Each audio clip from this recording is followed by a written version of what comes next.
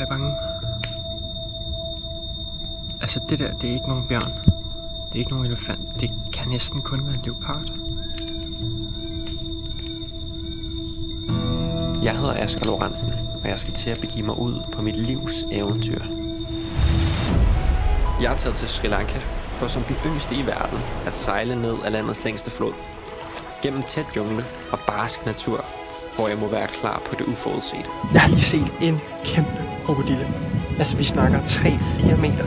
Bjørne, leoparder og saltvandskrokodiller er bare få af de dyr, jeg må forvente at møde. Men eventyret bliver frygten værd.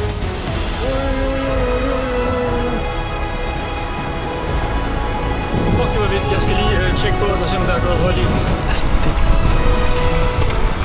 For det bliver de vildeste naturoplevelser og et autentisk og rørende møde med mennesker, der lever i en hverdag langt fra luksus. My name is Kapluban. Kapluban? Yes. Nice to meet you.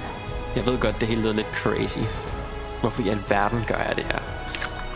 Jeg ved det ikke helt. Det er sindssygt. Men nu er jeg altså taget afsted.